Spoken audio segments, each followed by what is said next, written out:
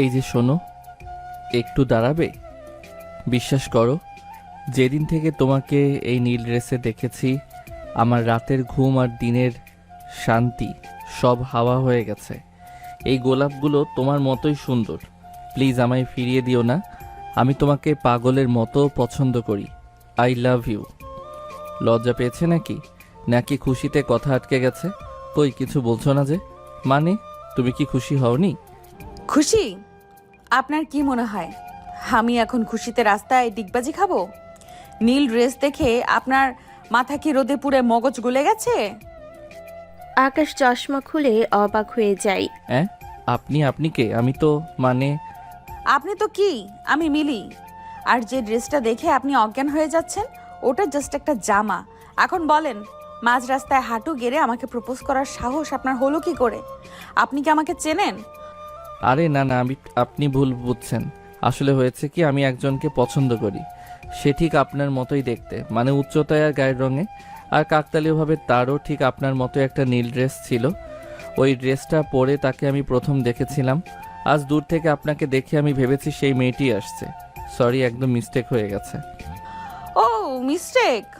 এখন ধরা খাওয়ার পর তো সব লাফাঙ্গারাই এই স্ক্রিপ্ট মুখস্থ বলে। আপনি না, অন্য একজনকে করতে আসছিলাম। কেন? প্রপোজ কি কোনো লটারি নাকি, যে একজনের গায়ে না লাগলে অন্যজনের গায়ে টিকিট লেগে যাবে? রাস্তাঘাটে দাঁড়িয়ে এইসব সস্তা নাটক করছেন কেন? লজ্জা করে না? আকাশ একটু অপমানিত বোধ করে। দেখুন, আমাকে লাফাঙ্গা বলবেন না। আমি আকাশ চৌধুরী। আমি স্রেফ একজনকে মনে মনে ভালোবাসি, তাকে ভেবে আপনাকে ভুলে প্রপোজ করেছি। তার জন্য আমি দুঃখিত, কিন্তু তাই বলে আমাকে অপমান করার অধিকার আপনার নেই। অধিকার নেই? আপনি মাঝ রাস্তায় আমার পথ আটকে গোলাপ ধরিয়ে দিয়ে প্রেম নিবেদন করবেন, আর আমি আপনাকে আরতি করব? নিজের বয়সের দিকে তাকাও পিচ্চি ছোকরা। দেখে তো মনে হয় ভার্সিটির ফার্স্ট ইয়ারে পড়ো, আর আমি কলেজের সিনিয়রিং করছি। নিজের বয়সের চেয়ে বড়দের সম্মান দিতে জানো না? বড় বড় ডায়লগ দিয়ে ফিল্মি হিরো সাজতে এসেছো? আপনি আমাকে পিচ্চি বললেন? আমি ভার্সিটিতে পড়ি ঠিকই, কিন্তু প্রেমে বয়সের কোনো মাপকাঠি হয় না। আর আমি তো বলেই দিচ্ছি আমার ভুল হয়েছে। মানুষের ভুল কি হতে পারে না? ভুল আর ফাজলামোর মধ্যে পার্থক্য আছে। আপনি যদি আসলেও কাউকে পছন্দ করতেন, তবে তার চেহারাটা অন্তত চিনতেন। যে ছেলেকে তার পছন্দের মানুষের চেহারা আর পোশাকের পার্থক্য চেনার ক্ষমতা নেই, তার কাছে প্রেম মানেই টাইম পাস। যান, বাড়ি গিয়ে পড়াশোনা করেন। কলেজে যাওয়ার পথে এমন সিন ক্রিয়েট করবেন না, না হলে পুলিশের হাতে ধরিয়ে দেব। সাত সকালের মিঠে রোদটা শহরের ব্যস্ত মোড়ে এসে পড়েছে। এতক্ষণ রাস্তার ধারে কৃষ্ণচূড়া গাছটার নিচে হাঁটু গেড়ে বসেছিল আকাশ। তার পরনে ঝকঝকে সাদা শার্ট, জিন্স আর চোখে ব্যান্ডেড সানগ্লাস। হাতে একগুচ্ছ টকটকে লাল গোলাপ, যা থেকে ভুরভুর করে সুবাস বেরোচ্ছে। আকাশে বুকের ভেতরটা এখন কোনো রক কনসার্টের ড্রামের মতো ধকধক করছে। আর সে তার মনে মানুষের সামনে নিজের কলিজাটা বের করে রাখবে। সামনে থেকে হেঁটে আসছিল এক কিশোরী, পরনে আসমানি রঙের সালোয়ার কামিজ, ঠিক সেই পোশাকটা যেটা পরে আকাশ তাকে প্রথমবার দেখেছিল এবং পলকেই নিজের হৃদয়ের চাবি হারিয়েছিল। মেয়েটি কাছে আসতেই আকাশ চোখ বন্ধ করে দরাজ গলায় হাঁক চালো, মানে মিলিকে প্রপোজ করলো। রাস্তা দিয়ে যাতায়াত করা কয়েকটা রিক্সাওয়ালা আর পথচারী থমকে দাঁড়ালো। আকাশ এখনও হাঁটু গেড়ে বসেছিল, কিন্তু ওপাশ থেকে কোনো উত্তর আসছে না। আকাশ মনে মনে ভাবলো, মেয়েটি হয়তো খুশিতে বা লজ্জায় উত্তর দিচ্ছে না। সে এক চোখ খুলে সে উপরের দিকে তাকালো, কিন্তু এ কি? সামনে দাঁড়িয়ে থাকা মেয়েটির চোখে চপলতা নেই, আছে এক সমুদ্র সমান রাগ। চশমার ওপাশে বড় বড় চোখ দুটো দিয়ে যেন আগুনের গোল্লা বেরোচ্ছে। চেহারায় এক ধরনের আভিজাত্য মেশানো গাম্ভীর্য। আকাশ একটু ভ্যাবাচাকা খেয়ে ধরফর করে উঠে দাঁড়িয়ে যায়, কারণ এটা সেই মেয়ে না যাকে সে প্রপোজ করতে এসেছে। এরপর দুজনে তর্ক শুরু। আকাশ বহু চেষ্টায় ও নিজেকে নির্দেশ প্রমাণ করতে পারেনি। মিলি যা তা বলে যায়। এরপর সে একরাশ বিরক্তি নিয়ে গটগট করে কলেজের দিকে হাঁটা দিল। আকাশ রাগে আর অপমানে লাল হয়ে হাতের গোলাপগুলোর দিকে তাকিয়ে রইল।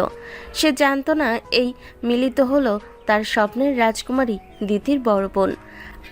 আর আজ মিলি দিদির ড্রেস পরে এসেছিল, তাই সে ভুলে মিলিকে দিদি মনে করে প্রপোজ করে বসেছিল। আকাশ চৌধুরী শহরের বিখ্যাত শিল্পপতির একমাত্র ছেলে, চালচলনে আভিজাত্য আর মেজাজের রাজকীয় ভাব।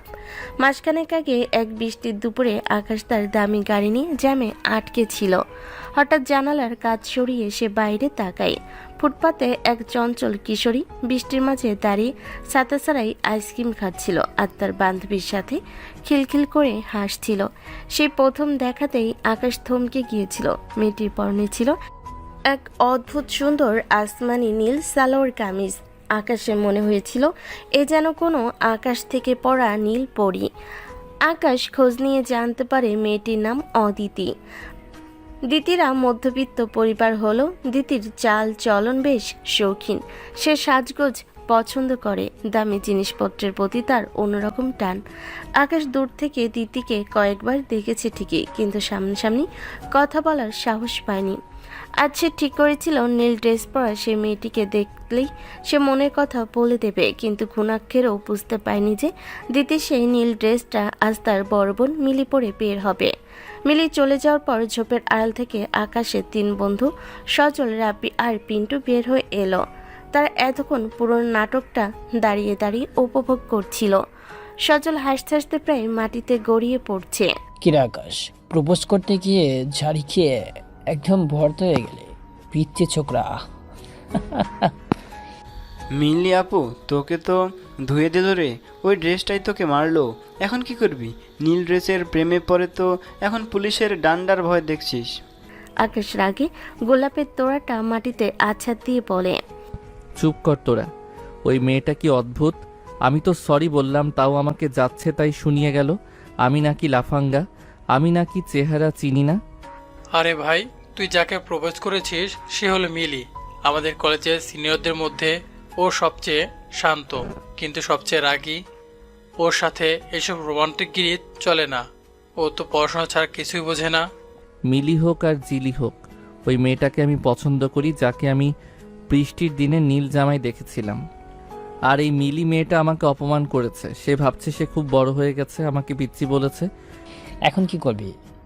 সেই মেয়েটাকে তো আজ দেখলেই না। খুঁজে বের করবই, ওই নীল জামার মেয়েটিকে আমি আজই খুঁজে বের করব। আর এই মিলিকেও বুঝিয়ে দেব যে আকাশ চৌধুরী যখন কারো পিছে লাগে তখন সে নিস্তার পায় না। ও আমাকে অপমান করেছে না, এবার দেখ মজা। আকাশ তার বন্ধুদের নিয়ে বাইকে চড়ে স্টাইল মেরে বেরিয়ে গেল। ওদিকে কলেজে পৌঁছে মিলি তখনও রাগে গজগজ করছে। তার মনে হচ্ছে আজকের দিনটাই মাটি। আজকালকার ছেলেদের স্পর্ধা কত বেড়ে গেছে। ভার্সিটির ফার্স্ট ইয়ারের একটা পিচ্চি ছেলে রাস্তায় গোলাপ নিয়ে বসে থাকে। ভুল হয়েছে মানে?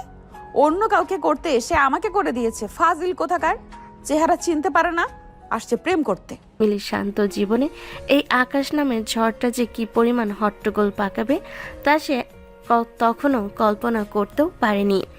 মিলির ধারণা ছিল এটা একটা বিচ্ছিরি ঘটনা, কিন্তু আকাশের জেদার দিদির প্রতি টান এই দুই বোন আর আকাশের জীবনকে এক অদ্ভুত শুধুই বেঁধে ফেলতে চলেছে। শুরু হতে চলেছে এক তুমুল মজার আর ঝগড়াটে প্রেম কাহিনী, যেখানে একদিকে আছে আকাশের জেদ, অন্যদিকে মিলির পাহাড় সমান গাম্ভীর্য, আর মাঝখানে চঞ্চল দিদি। আকাশ কি খুঁজে পাবে তার নীলপরি দিদিকে, নাকি মিলির সাথে এই তর্কাতর্কি তাকে অন্য কোনো গন্তব্যে নিয়ে যাবে? চলুন দেখে আসি এরপর কি হয়। সকালে সেই তিক্ত অভিজ্ঞতার রেশ কাটিয়ে মিলি যখন কলেজের গেট দিয়ে ঢুকলো, তখন তার মেজাজ তখনও চিলতে রোদে পুড়ে যাওয়া ঘাসের মতো তপ্ত। মিলির গাম্ভীর্যপূর্ণ চেহারার আড়ালে যে এক শান্ত নদী আছে সেটা কেবল তার ঘনিষ্ঠ বন্ধুরাই জানে। মিলির দুই বান্ধবী রীতা আর শায়লা করিডোরে দাঁড়িয়ে মিলির মুখ দেখে বুঝে গেল আজ কোনো বড় একটা অঘটন ঘটেছে। মিলি ক্যান্টিনের বেঞ্চে ধপাস করে বসে পড়ল। রীতা আর শায়লা একে অপরের দিকে তাকালো। কি রে মিলি, আজ কি কলেজের বদলে কোনো রেসলিং রিং থেকে আসলি নাকি? মুখটা তো একদম কুস্তিগিরির মতো করে রেখেছিস।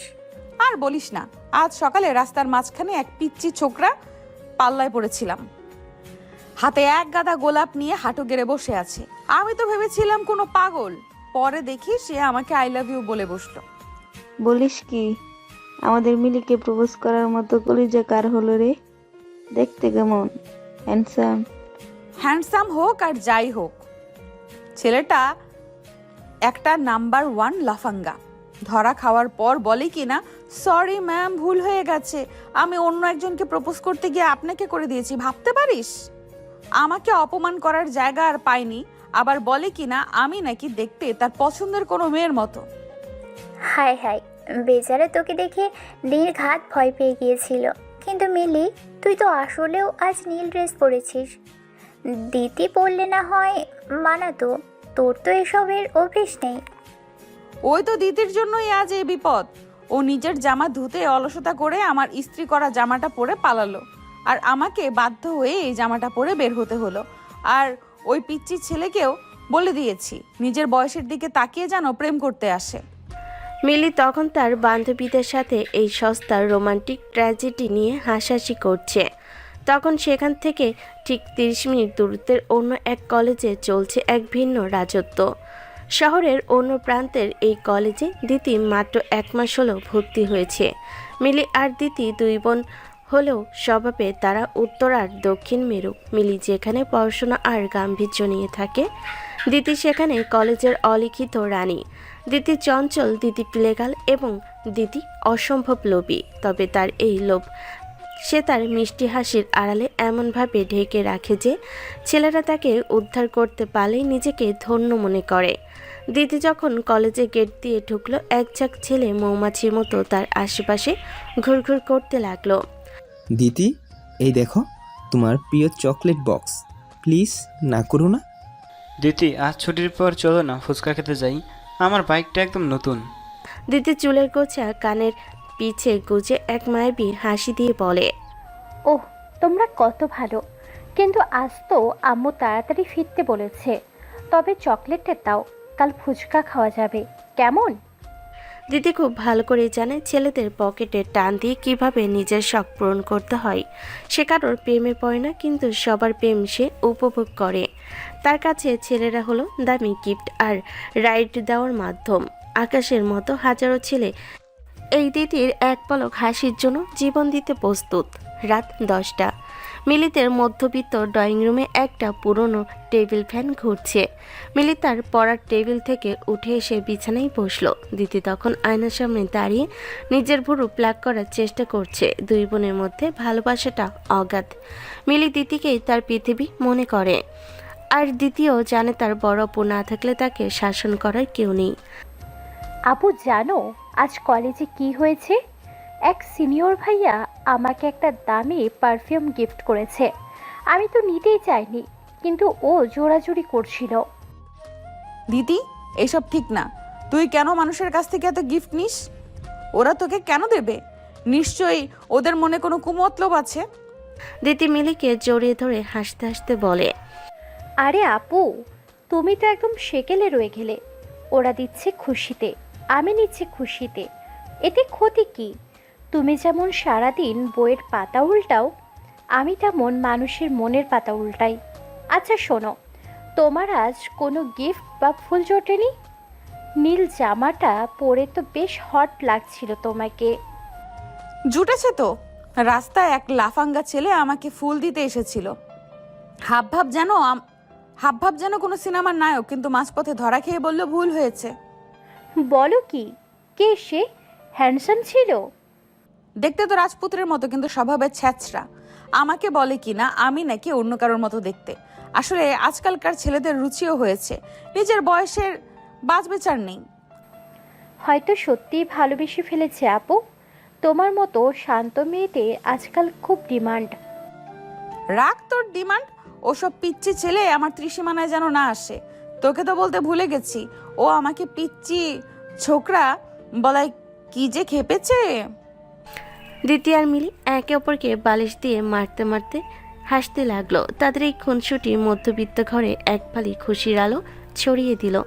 ওদিকে শহরের অভিজাত এলাকায় আকাশের বিশাল ডুপ্লেক্স বাড়ির ছাদে বসে সে তার দামি গিটার বাজাচ্ছে।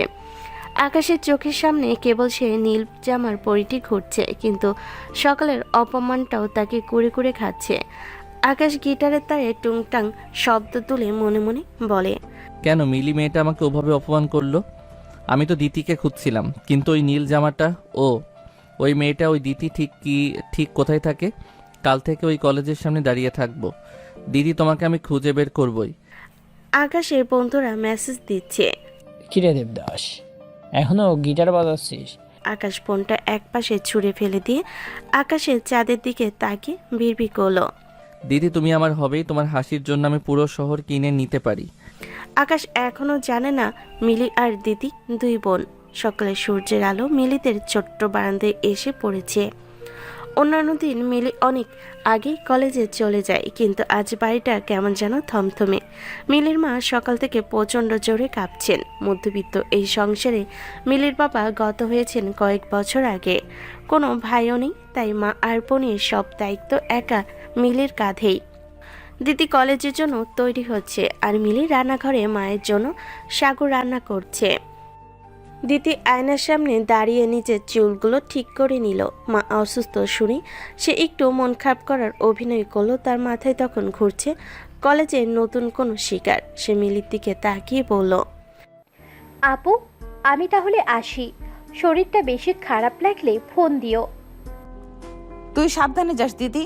আর শোন, রাস্তাঘাটে আজে বাজে কারোর সাথে কথা বলবি না। দিদি কলেজে পৌঁছানো মাত্রই একদল ছেলে তাকে ঘিরে ধরলো।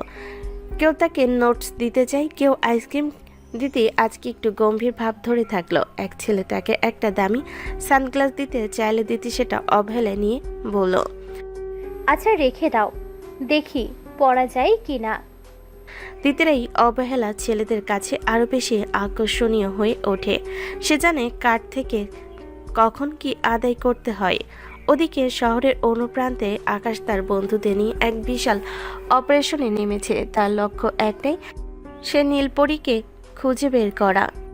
আরে আকাশ, তো নিশ্চিত তো যে মেয়েটা এই এলাকাতেই থাকে?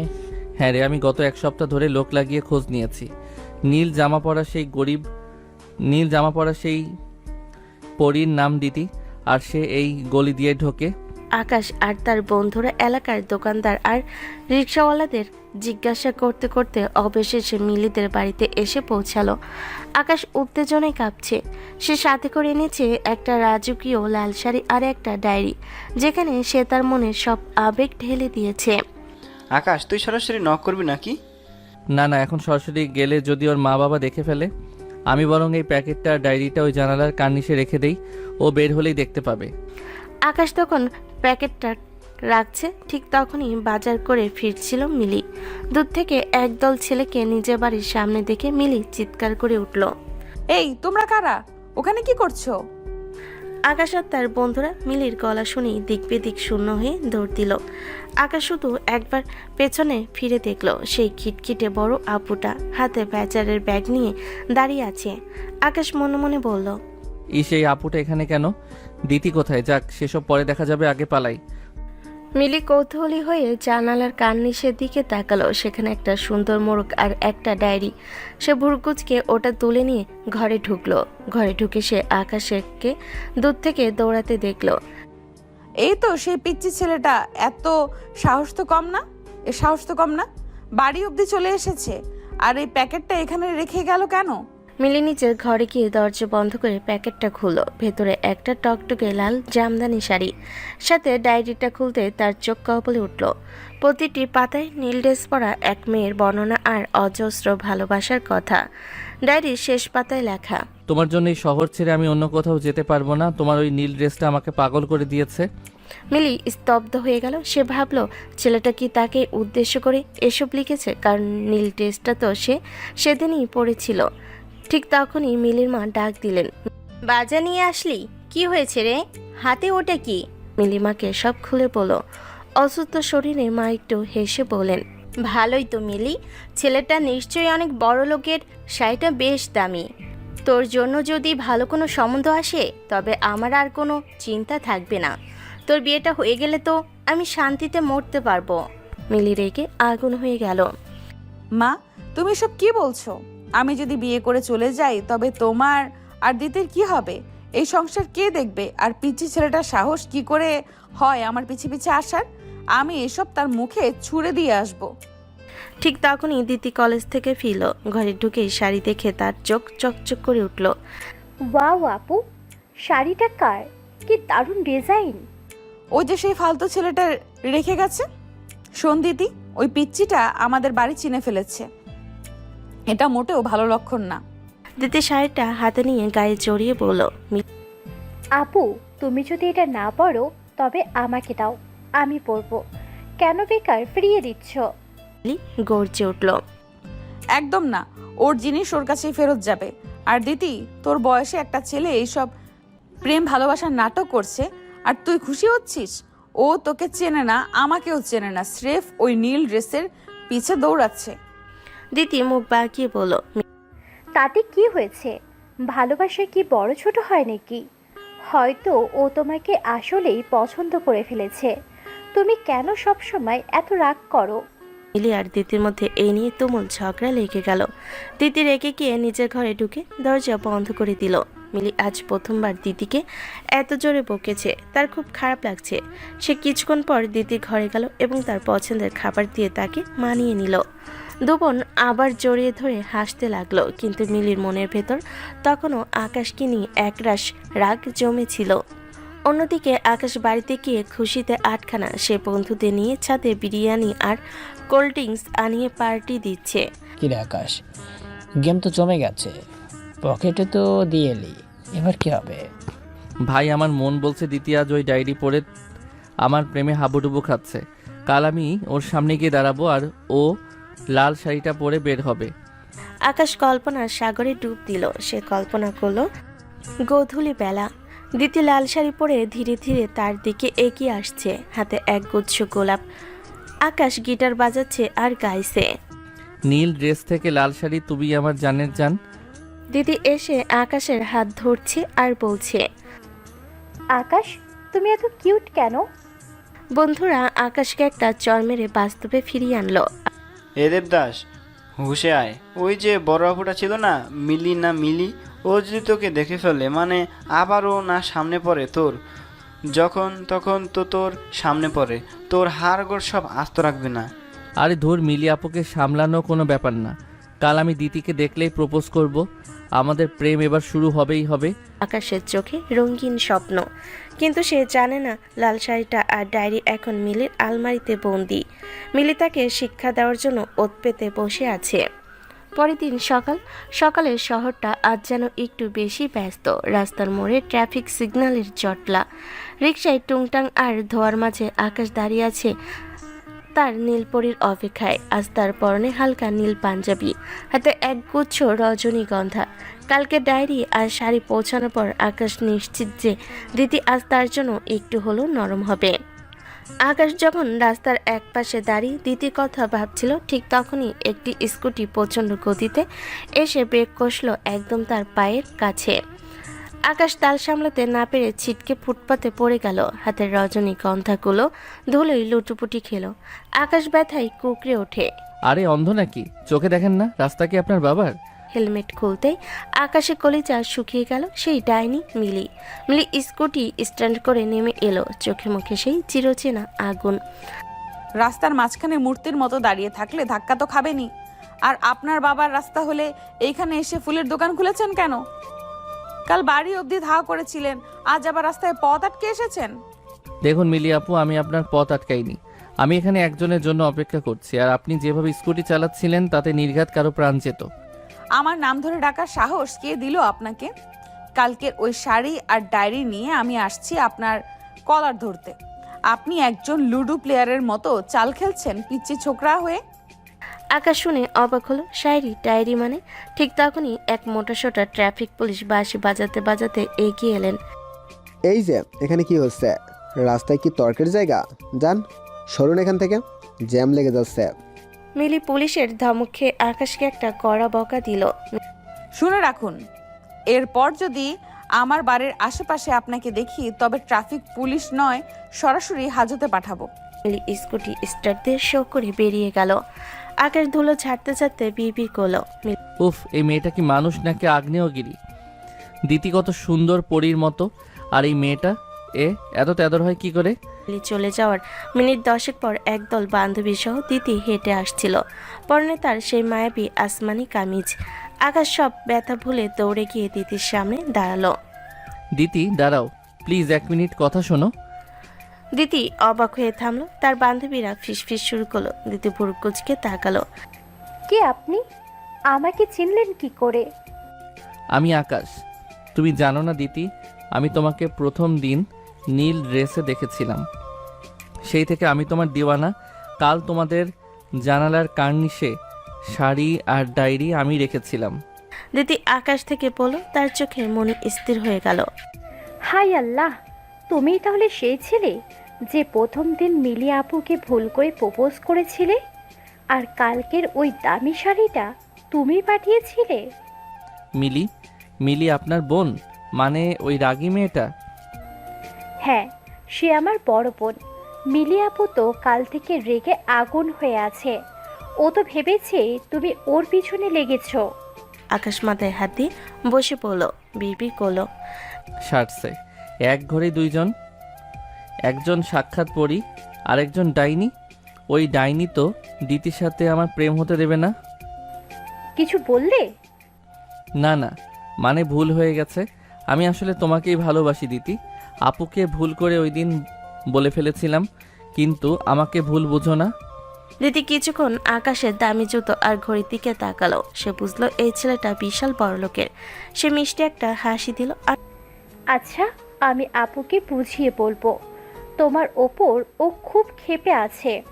আকাশ সুযোগ বুঝে বলল, এখানে রাস্তায় না দাঁড়িয়ে চলো ওই সামনের রেস্টুরেন্টে গিয়ে বসি। রেস্টুরেন্টে বসে আকাশ তার পরিচয় দিল। সে শহরের বিখ্যাত চৌধুরী গ্রুপ অফ ইন্ডাস্ট্রির একমাত্র উত্তরাধিকার। সেটা শুনে দিতি মনে মনে খুশিতে আত্মহারা। সে ভাবল, আহা, এমন একটা বড়লোক মুরগি থাকতে আমি কেন কলেজের ছোট্টখাটো ছেলেদের পিছনে সময় নষ্ট করছি। দিতি খুব বিনম্র হয়ে বলল, আকাশ, আমি তোমাকে ফিরিয়ে দেব না। তোমার সাহস দেখে আমি মুগ্ধ। আকাশ খুশিতে দিতির হাত ধরল। সত্যি দিতি, আমি আজ পৃথিবীর সবচেয়ে সুখী মানুষ। সারাদিন তারা শহরে ঘুরল। দিতি কয়েকটা দামি গিফটও আদায় করে নিল। আকাশ তাকে বাড়ির মোড়ে নামিয়ে দিয়ে বিদায় নিল। ভাই দিতি রাজি, সে আমার প্রেমিকা এখন। আকাশ বাড়িতে গিয়ে বন্ধুদের কল করে চিৎকার শুরু করলো। আকাশ তার দাদির কাছে গিয়ে সব শেয়ার করলো। দাদি আকাশের মাথায় হাত বুলিয়ে বলেন, ভাই আমার, তোর বাবা মা কি এ মধ্যবিত্ত পরিবারের মেয়েকে মেনে নেবে? তারা তো তোর জন্য বড় ব্যবসায়ী মেয়ে খুঁজেছে। দাদি আমি কাউকে পরোয়া করি না, দিতি আমার জান, আমি সব ঠিক করব। সন্ধ্যায় মিলি বাজার করে বাড়ি ফিরে দেখলো দিতি তার বিছানায় বসে দামি দামি গিফট আর নতুন একটা ফোন নাড়াচাড়া করছে। এসব কি দিদি? এই ফোন তোকে কে দিল? আর এত দামি সব প্যাকেট?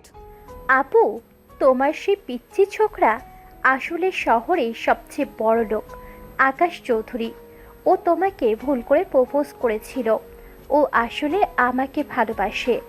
আজ আমাদের দেখা হয়েছে। ও আমাকে এসব দিয়েছে। মিলি স্তব্ধ হয়ে দাঁড়িয়ে রইল। তার বুকটা ধক করে উঠল। দিদি, তুই এসব কি করছিস? ওই ছেলেটা তোকে চেনে না, তুইও তাকে চিনিস না। স্রেফ টাকার লোভে তুই ওর সাথে জড়িয়ে পড়লি। সব বড় লোকের ভালোবাসা সস্তা হয় দিতি। ওরা তোকে খেলা ভাববে। কেন আপু, তোমার হিংসা হচ্ছে?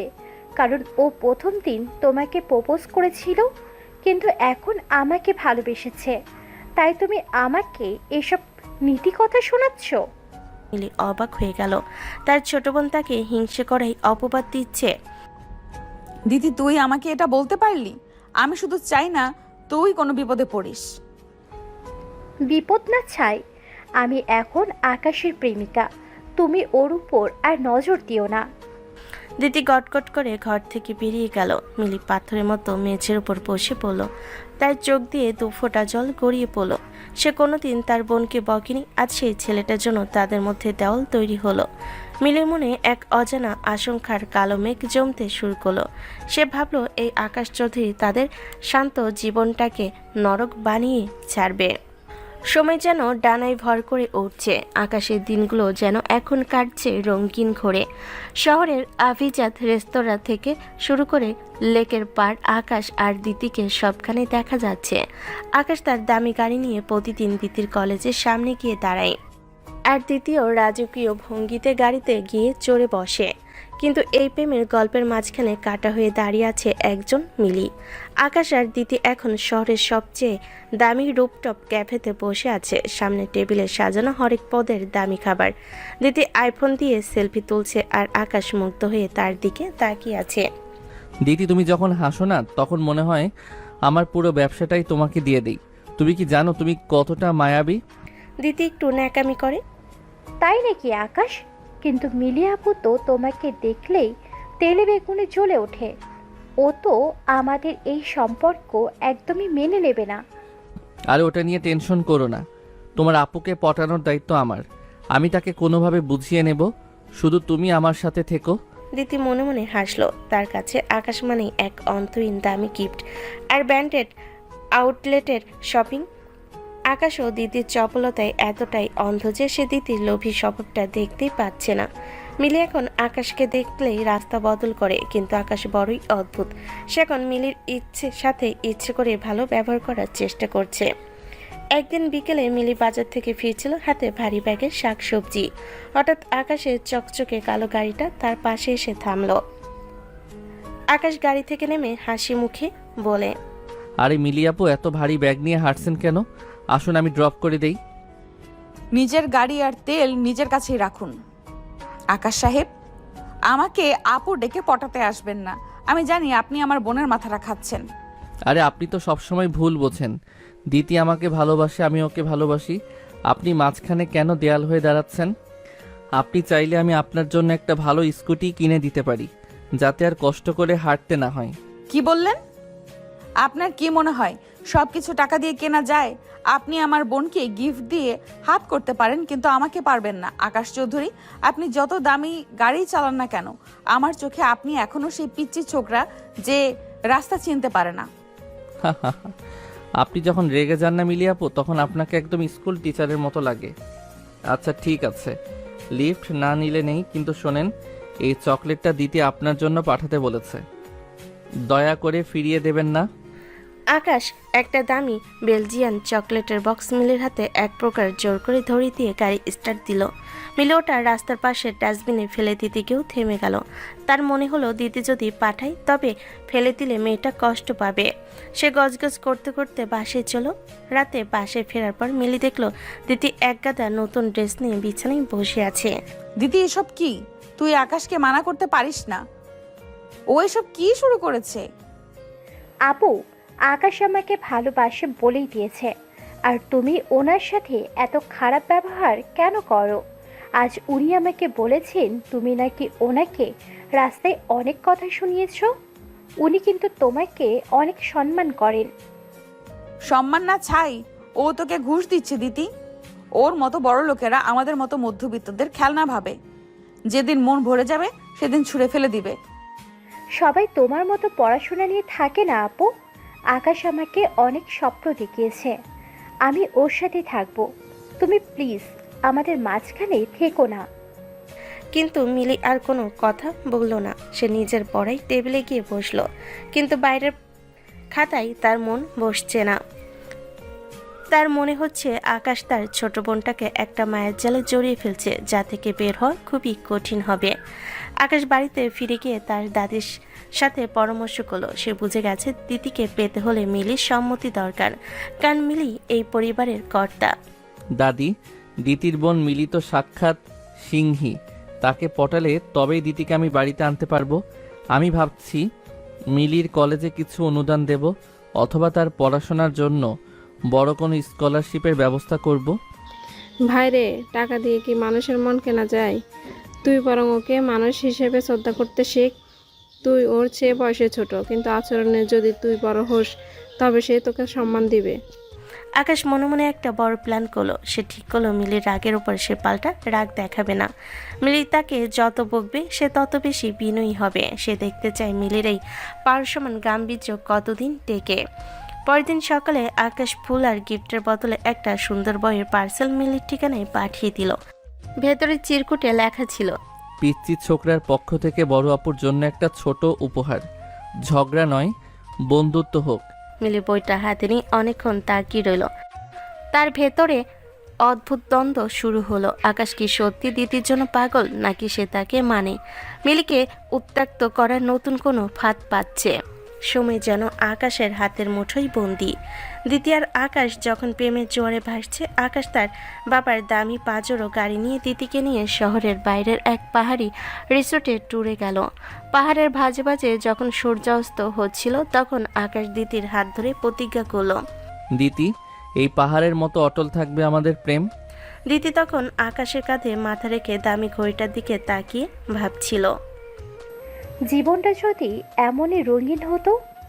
কিন্তু তারা জানতো না পেছনে এক বিশাল ঝড় ধেয়ে আসছে। আকাশ আর দিদি যখন ট্যুরে মত্ত, তখন আকাশের বাবা আজমল চৌধুরী আর মা রেহেনা বেগম সবটা জেনে গেছেন। তাদের একমাত্র ছেলে এক মধ্যবিত্ত পরিবারের মেয়ের পেছনে টাকা ওড়াচ্ছে। এটা তাদের কাছে অপমানের শামিল। তারা সোজা গিয়ে হাজির হলেন মিলিদের ছোট্ট ফ্ল্যাটে। মিলি তখন মায়ের মাথায় জলপট্টি দিচ্ছিল। হঠাৎ দরজায় কড়া শব্দ। দরজা খুলতেই মিলি দেখলো দামি শাড়ি আর স্যুট পরা দুজন মানুষ রাগী মুখে দাঁড়িয়ে আছে।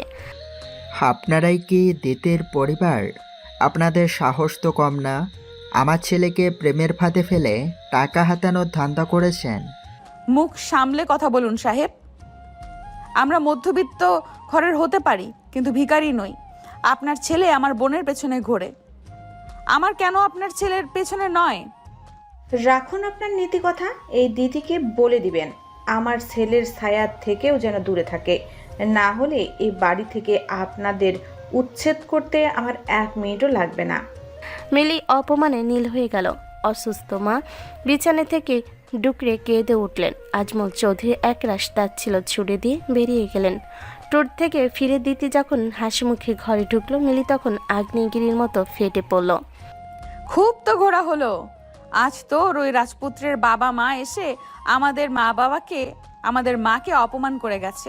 খুব তো ঘোরা হলো। আজ তোর ওই রাজপুত্রের বাবা মা এসে আমাদের মাকে অপমান করে গেছে। তুই কি চাস আমরা রাস্তায় বসি? আপু, আকাশ এসব জানলে ওদের ছাড়বে না। ও আমাকে অনেক ভালোবাসে। ভালোবাসা?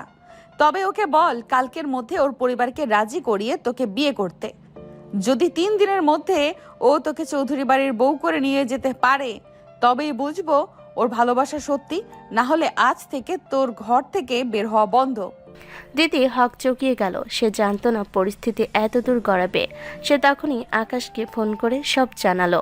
পরের দিন সকালে এক ক্যাফেতে আকাশ আর দিদির দেখা হলো। দিদি কাঁদতে কাঁদতে সব বলল। আকাশ, আপু বলেছে 3 দিনের মধ্যে বিয়ে না করলে আমাকে গ্রামে পাঠিয়ে দেবে। তোমার বাবা মা আমাদের অনেক অপমান করেছে। এখন তুমিই বলো কি হবে? তুমি চিন্তা করো না দিতি, আমি আজই বাড়িতে কথা বলবো। তোমাকে আমি কারো হাতে ছেড়ে দেব না। আকাশ বাড়িতে ফিরে ড্রয়িং রুমে এসে চেঁচামেচি শুরু করলো। সে সরাসরি বলল সে দিদিকে বিয়ে করবে। কখনো না। ওই নিচু বংশের মেয়ে এই বাড়ির চৌকাঠ মারাবে না। আকাশ, তুই কি পাগল হয়েছিস? তোর জন্য আমরা লন্ডনে এক বড় ব্যবসায়ীর মেয়ে ঠিক করেছি।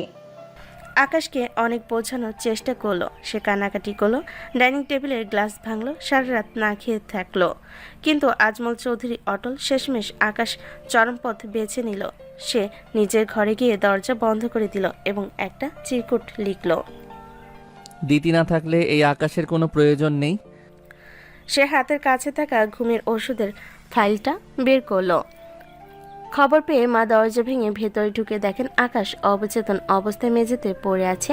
আসলে আকাশ কয়েকটা ভিটামিন ট্যাবলেট খেয়ে নাটুকে ভান করে পড়েছিল, কিন্তু বাবা মা তো জানেন না। ওরে, আমার ছেলেটা শেষ হয়ে গেল। ওগো, তুমি মত দাও। সম্পত্তির চেয়ে আমাদের ছেলে বড়। ঠিক আছে, ওই মেয়েটাকেই আনবো। তুমি শুধু চোখ খোলো বাবা। আকাশ মনে মনে হাসলো। তার সুসাইড ড্রামা কাজে দিয়েছে। সে কিছুক্ষণ পর ধীরে ধীরে চোখ মেলল। তবে কি তোমরা রাজি? হ্যাঁ রাজি। কালই আমরা ওদের বাড়িতে বিয়ের প্রস্তাব নিয়ে যাব। কিন্তু মনে রাখিস আকাশ, তুই এক বড় ভুল করছিস। আকাশ খুশিতে তখন দিদিকে মেসেজ করলো। Mission successful. কাল আমি বর সেজে আসছি। আকাশ দিদিকে ফোন করার পর ভাবলো মিলিকে একটা খবর দেওয়া দরকার। সে মিলিকে ফোন করলো। আবার কোথায় ফোন করেছেন? মিলি আপু, আপনার শর্ত পূরণ হতে চলেছে। কাল আমার বাবা মা আসছেন দিতিকে নিতে। আপনি এবার একটু হাসুন তো। শুনুন আকাশ চৌধুরী, আপনি নাটক করে মা বাবাকে রাজি করেছেন কিনা আমি জানি না, তবে আমার বোন যদি এক ফোঁটা চোখের জল ফেলে তবে ওই চৌধুরী প্যালেসে গিয়ে আমি আগুন লাগিয়ে দিব, মনে থাকে যেন। আপনার এই রাগটাই আমার খুব ভালো লাগে। দেখা হচ্ছে কাল। চৌধুরীর পরিবার হার মানল আকাশের পাগলামির কাছে, কিন্তু মিলি জানে এই তড়িঘড়ি বিয়ে কোনো সুখের বার্তা আনবে না। পরের দিন ভোরের সূর্য আজ এক অদ্ভুত অনিশ্চয়তার বার্তা নিয়ে এলো। মধ্যবিত্ত ওই ছোট্ট ফ্ল্যাটটিতে আজ শহর কাঁপানো চৌধুরী পরিবারের পদধূলি পড়বে। মিলি সকাল থেকে ঘরদোর গোছাতে ক্লান্ত, তার মনে এক ফোঁটা শান্তি নেই। দিদি আয়নার সামনে বসে নিজের সাজ নিয়ে ব্যস্ত, তার চোখে মুখে আজ এক বিজয়ী হাসি। সে আজ চৌধুরী বাড়ির ছোট বউ হতে চলেছে। এই চিন্তাটাই তাকে এক অলৌকিক ঘোরে আচ্ছন্ন করে রেখেছে। বেলা 11টা। মিলিদের বাড়ির সামনে এসে থামলো আকাশের বাবা আজমল চৌধুরী আর মা রেহানা বেগমের দামি কালো গাড়ি। পেছনে আরেকটিতে আকাশ, তার মুখে তখন এক মুখ হাসি আর হাতে দামি মিষ্টির প্যাকেট। ঘরে বাতাস যেন জমে বরফ হয়ে গেল। রেহানা বেগম টিস্যু দিয়ে সোফাটা ঝেড়ে নিয়ে বসলেন। দেখুন, আমার ছেলের একগুয়েমির কাছে আমরা হার মেনেছি। ও যখন মরতে বসেছে তখন আমাদের আর করার কিছু নেই, তাই দিতিকেই আমাদের বাড়ির বউ হিসেবে মেনে নিচ্ছি। রেহানা বেগম মিলির মায়ের দিকে তাকিয়ে বলে, আমাদের কোনো ডিমান্ড নেই, কারণ আপনারা তা দিতেও পারবেন না। শুধু মেয়েটাকে দিয়ে দিবেন, এটাই আমাদের চাওয়া। বিয়ের তারিখ আগামী পরশু। মিলি এক কোণায় দাঁড়িয়ে এই অপমান সহ্য করছিল। তার মা আমতা আমতা করে সম্মতি দিলেন। আকাশ একবার মিলির দিকে তাকালো, কিন্তু মিলি মুখ ঘুরিয়ে নিল। আকাশে মনে হলো এ মেয়েটা কোনোদিন তাকে ক্ষমা করবে না। চৌধুরীরা চলে যাওয়ার পর ঘর জুড়ে শুরু হলো উৎসবের আমেজ। দিতে খুশিতে গমগম করছে, কিন্তু মিলি তার মায়ের ঘরে গিয়ে বসলো। মা, ওরা যেভাবে কথা বলে গেল তাতে কি তোমার মনে হয় দিদি ওখানে সুখে থাকবে? ওরা তো দিদিকে মানুষ হিসেবে নয়, আকাশের খেলনা হিসেবে মেনে নিয়েছে। ঠিক তখনই দিতে দরজা এসে দাঁড়ালো, তার চোখে আগুন। আপু, তোমার এইসব নেতিবাচক কথা বন্ধ করো তো। তুমি কি আমার ভালো সহ্য করতে পারো না? আমি শহরের সবচেয়ে বড়লোক ঘরে যাচ্ছি, আর তুমি আমার হবু শ্বশুর শাশুড়ির নিন্দা করছো। আসলে তোমার নিজের কোনো বয়ফ্রেন্ড নেই তো, তাই আমারটা দেখে তোমার হিংসে হচ্ছে। মিলি অবাক হয়ে তাকিয়ে রইল। তার ছোট বোন তাকে হিংসে করার অপবাদ দিচ্ছে। দিদি, তুই অন্ধ হয়ে গেছিস। দোয়া করি যেন তোর এই ভুল ভাঙতে দেরি না হয়। মিলি ঘর থেকে বেরিয়ে গেল। দিদি বিড়বিড় করে বলল, হিংসুটে বুড়ি একটা। বিকেলে আকাশ ফোন করে জানালো তারা কেনাকাটায় যাবে। দিদি জেদ করলো মিলিকেও সাথে নিতে হবে। সে চেয়েছিল মিলিকে দেখাতে যে আকাশ তাকে কতটা দামি দামি জিনিস দিতে পারে। শপিং মলে ঢুকে দিতি যেন পাগল হয়ে গেল। লাখ টাকার শাড়ি, দামি গহনা আর কসমেটিক, সে যা যা দেখছে তাই কিনছে। আকাশ, দেখো তো এই নেকলেসটা আমাকে কেমন মানাবে। তোমাকে সবকিছুতেই সুন্দর লাগে দিতি, তুমি সব নিয়ে নাও। দিতি আকাশকে ফিসফিস করে বলল, আকাশ, আপুকেও কিছু কিনে দাও। বেচারি তো কোনোদিনও দামি কাপড় পরেনি, হিংসে করে তো নীল হয়ে যাচ্ছে। আকাশ হাসলো। সে মিলির কাছে একটা দামি সিল্কের ওড়না আর একটা মার্জিত কামিজ নিয়ে এলো। মিলি আপু, এই ওড়নাটা জাস্ট ট্রাই করুন না, আমার মনে হয় এটা আপনার গায়ের রঙে খুব খুলবে। মিলি প্রথমে না করলো। দিতি জোড়াজড়িতে আর আকাশের অনুনয় সে টয়লেট রুমে গিয়ে ওটা পরে এলো। মিলি যখন পর্দা সরিয়ে বের হলো, আকাশ যেন পাথর হয়ে গেল। মিলির সাধারণ সাজে সেই দামি ওড়নাটা এক অনন্য আভিজাত্য এনে দিয়েছে। তার চোখে মুখে একটা নিষ্পাপ পবিত্রতা, যা তিতির চটপটে রূপের চেয়েও বেশি শক্তিশালী। আকাশে মনে হলো এক মুহূর্তের জন্য সে যেন কোনো অপ্সরাকে দেখছে। একই মায়ের দুই বোন, কিন্তু মিলি আপুর মাঝে এক অদ্ভুত মায়া আছে। কেন আমি ওনাকে আগে এইভাবে দেখিনি? পরক্ষণে আকাশ নিজের মাথায় একটা গাঁটটা মারল। আরে দিতি আমার হবু স্ত্রী, আমি এসব কি ভাবছি? মিলি তো আমার ডাইনি বড় আপু।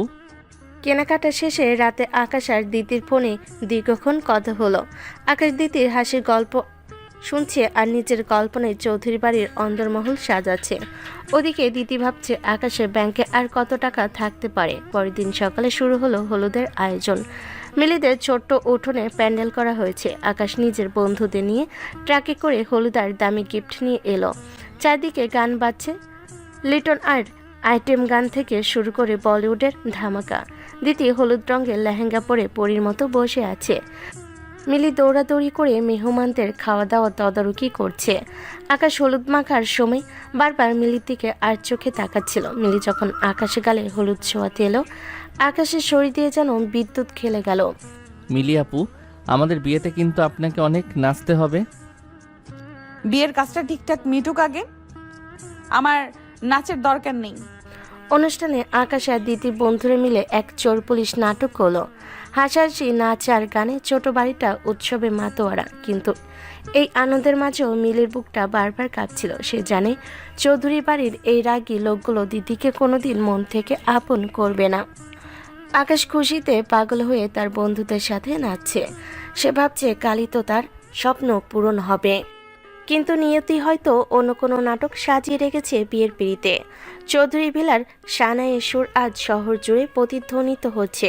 আকাশের বাবা আজমল চৌধুরী আর মেয়া রেহেনা বেগম মুখে হাসি রাখলেও তাদের মনের গহীনে এক নীলবিষ খেলা করছে। তারা মনে করে ভাবছেন, আমাদের চৌধুরী বংশের মান যে মেয়েটা ধুলে মিশিয়েছে, তাকে আমরা এত সহজে ছাড়ব না। আকাশ তখন তার রাজকীয় শেরানি পরে আয়নার সামনে দাঁড়িয়ে। তার চোখের স্বপ্ন শুধু দিতি আর নীলপরীর স্বপ্ন। আকাশ স্টেজে যাওয়ার আগে লুকিয়ে দিতিকে ফোন করলো। দিতি, আর মাত্র কয়েক ঘন্টা, তারপর তুমি সারা জীবনের জন্য আমার। তৈরি তো? আমি একদম তৈরি আকাশ, কিন্তু তোমার বাবা মা কি সত্যি আমাকে মেনে নিয়েছেন? হ্যাঁ জান, বাবা তো ট্যুরের প্ল্যানও করে ফেলেছেন। বিয়ের পরেই আমরা দূরে কোথাও হারিয়ে যাব। ওদিকে মিলি তখন আকাশদের বাড়িতে লুকিয়ে গিয়েছিল যাচাই করতে। ওদিকে আড়ালে দাঁড়িয়ে সব শুনছিল, কিন্তু তার কান খাড়া হলো যখন সে আকাশের বাবা মার ফিসফিস শুনল। রেহনা বেগম আজমল চৌধুরীকে বলছিলেন, বিয়ের পর ওদের যে পাহাড়ি রিসোর্টে পাঠানোর কথা বলছো, ওখানকার খাতটা বেশ গভীর না? একবার ওখান থেকে পড়ে গেলে কারো সন্দেহ হবে না আমাদের ছেলের মাথা থেকে ওই মধ্যবিত্ত ভূত চিরতরে নামাতে হবে। মিলি শিউরে উঠল। তার পায়ের তলা থেকে মাটি সরে গেল। সে বুঝতে পারল দিদি এই বিয়েতে বসলে তার মৃত্যু নিশ্চিত। দিদিকে বলল ও পাগলামি করবে, বিশ্বাস করবে না। আকাশকে বলল লাভ নেই, ও তার মা বাবার ওপর অন্ধবিশ্বাসী। মিলি এক মুহূর্তের জন্য চোখ বন্ধ করলো। সে তার বোনকে এভাবে জমের মুখে ঠেলে দিতে পারবে না। সে দ্রুত লুকিয়ে বাড়ি ফিরে আসলো কোনো মতে।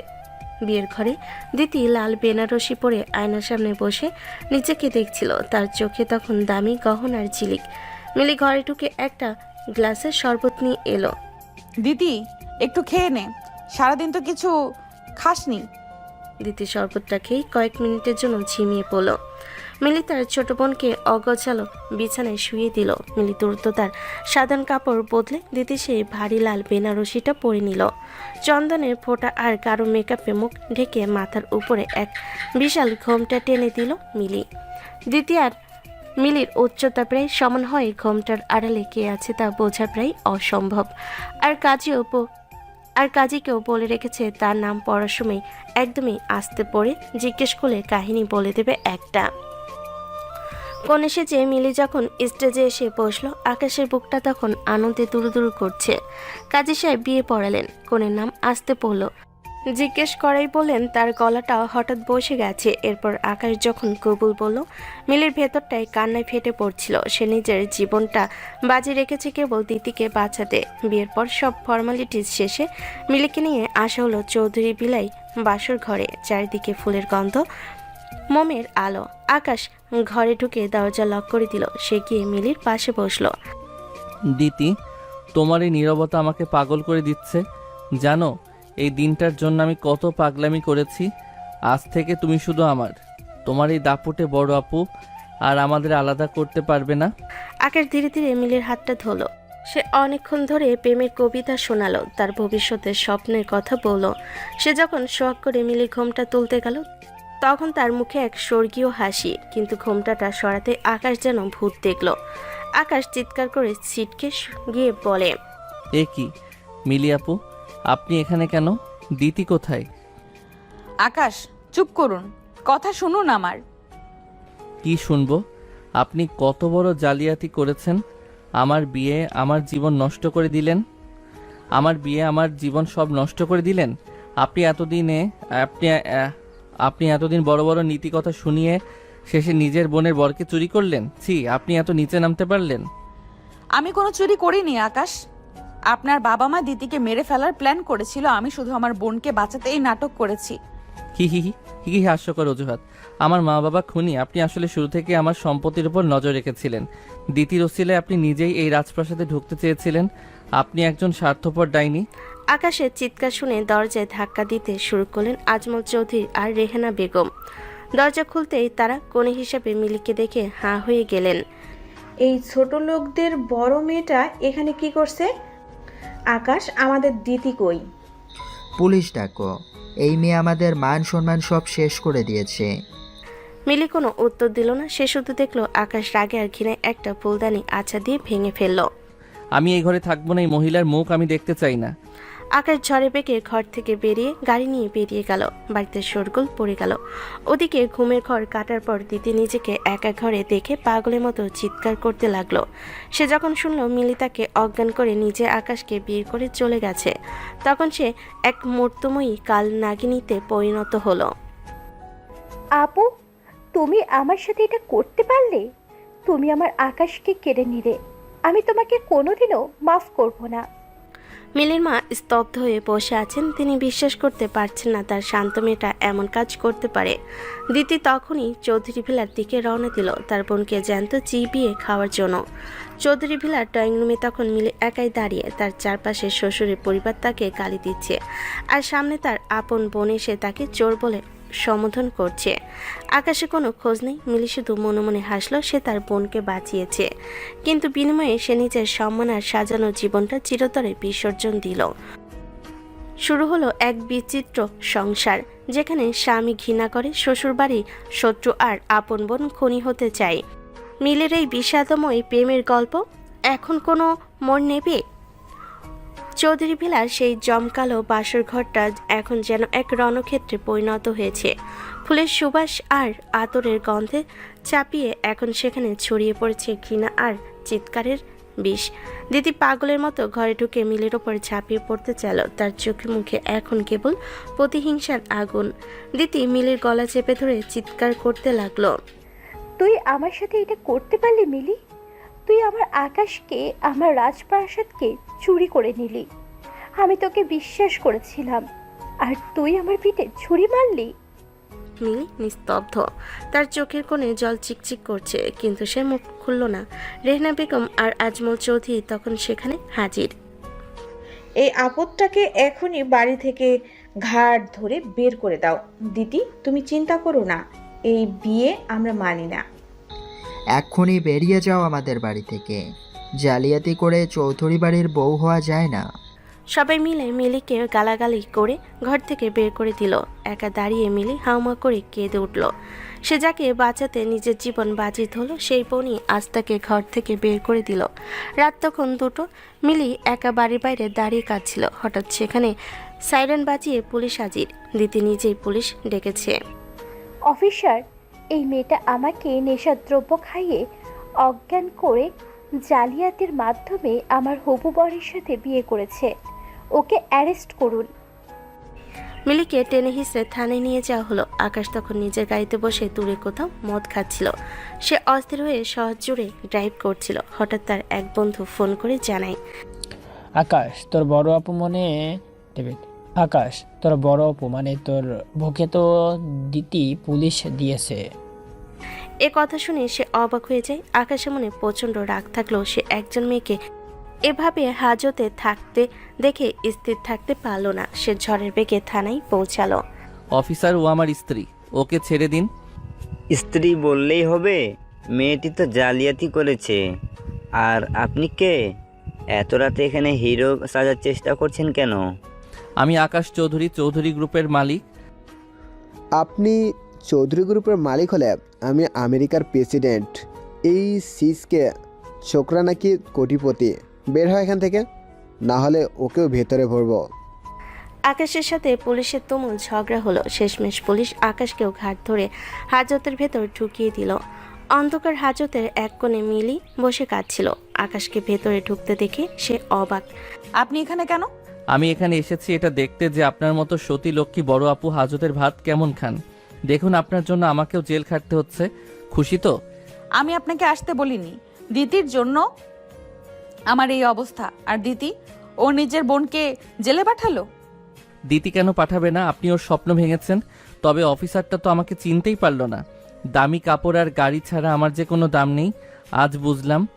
এরপর সারা রাত তারা হাজতে ঝগড়া করলো। কখনো আকাশ মিলিকে ডাইনি বলে খেপালো, আবার কখনো মিলি আকাশের পিচ্ছি চোখরা ইমেজ নিয়ে বিদ্রুপ করলো। কিন্তু মাঝরাতে যখন মিলি শীতে কাঁপছিল, আকাশ নিজের শেরনির উপরের অংশটা খুলে মিলির গায়ে জড়িয়ে দিল। সেই স্পর্শে মিলি এক মুহূর্তের জন্য থেমে গেল। এক অনিচ্ছাকৃত রোমান্টিক আবেশ তাদের ঘিরে ধরল। সকালবেলা আজমল চৌধুরী তার বিশাল আইনজীবী দল নিয়ে থানায় এলেন। আকাশ আর মিলিকে ছাড়িয়ে নিলেন। গাড়ি পর্যন্ত এসে আজমল চৌধুরী মিলির হাতে একটা কাগজ ধরিয়ে দিলেন। আকাশ আর মিলি আলাদা হয়ে বাড়ি গেল। মিলি বিধ্বস্ত অবস্থায় নিজের বাড়ি ফিরল, কিন্তু বাড়িতে তার জন্য অপেক্ষা করছিল আরও বড় নরক। মিলের মা আর দিতি মিলে তার উপর শারীরিক ও মানসিক অত্যাচার শুরু করলো। দিতি মিলির সব বইপত্র ছিঁড়ে ফেলল, তার জামাকাপড় বাইরে ফেলে দিল। এই নাও ডিভোর্স পেপার, 3 দিনের মধ্যে সই চাই। আকাশ, তুমি এখনই আমাদের সাথে যাবে। আর খবরদার মিলি, এরপর যদি আমার ছেলের আশেপাশে দেখি তবে জেলের ভাত নয়, শ্মশানের ছাই হয়ে ফিরবে। আকাশের কাছে গিয়ে এখন ডিভোর্স পেপারটা দিয়ে আয়। আর মনে রাখিস, আকাশ আমার ছিল আর আমারই থাকবে। আকাশ যখন বাড়িতে নিজের ঘরে বসে জানালার বাইরে তাকিয়েছিল, তার বারবার মিলের সেই অসহায় মুখটা মনে পড়ছিল।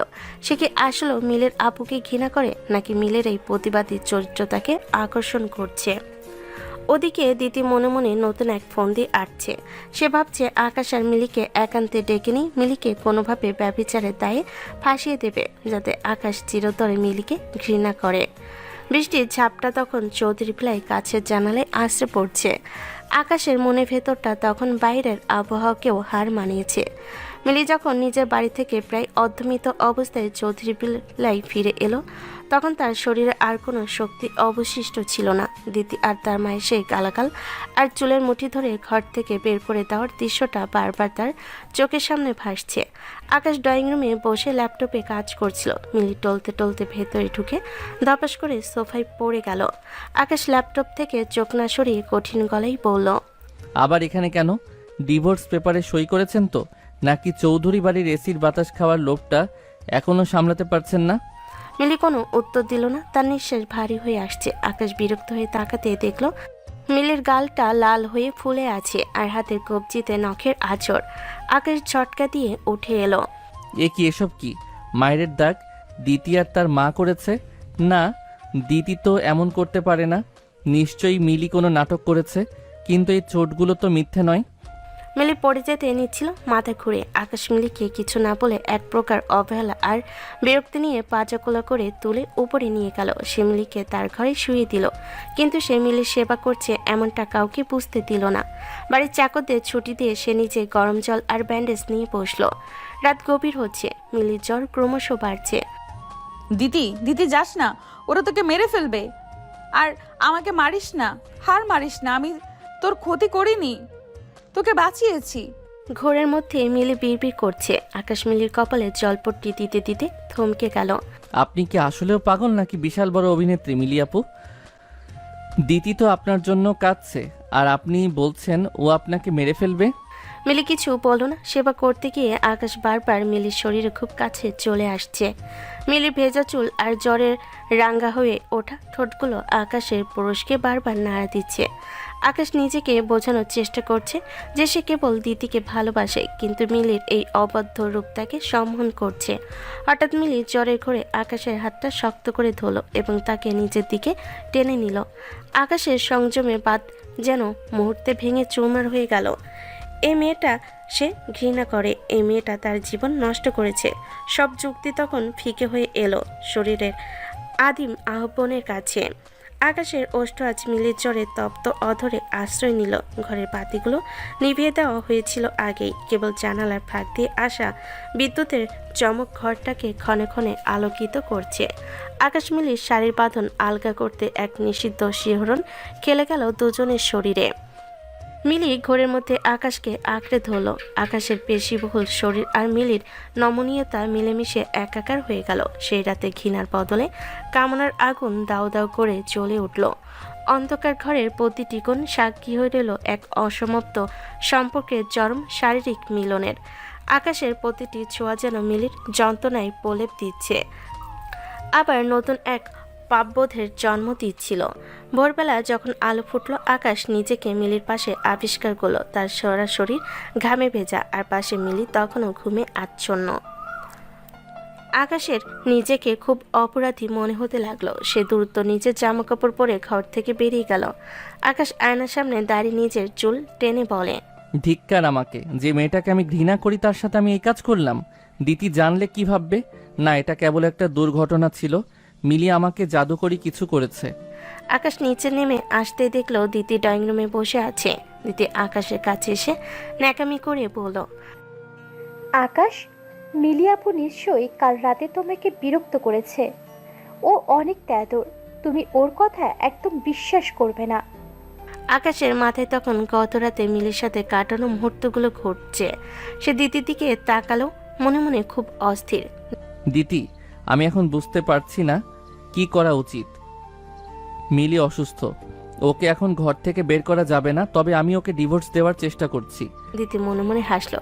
সে ভাবলো আকাশ তার হাতের মুঠোয়, কিন্তু সে জানতো না আকাশ আর মিলির মধ্যে গত রাতে এমন এক ঘটনা ঘটে গেছে যা তাদের চিরতরের জন্য এক গোপন সুতোই বেঁধে ফেলেছে। দিতি দেখলো আকাশ মিলির প্রতি একটু হলেও নমনীয়। সে রেহেনা বেগমের সাথে মিলে নতুন প্ল্যান কষলো।